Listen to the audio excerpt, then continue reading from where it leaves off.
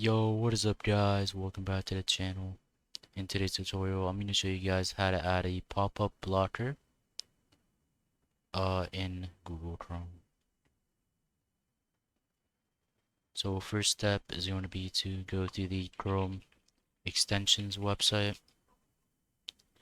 Click Chrome Web Store, and then inside of here you guys want to search for Popper blocker.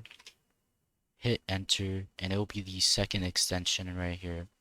Left click it, and then you guys want to navigate over to the blue add to Chrome button. Left click that and then click on add extension, and it will download the extension for you, and then hit agree and continue.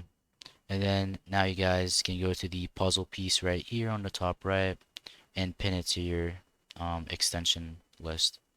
And yeah, you guys now have a popper blocker for Google Chrome. Hope you guys enjoyed today's tutorial and have a great rest of your day.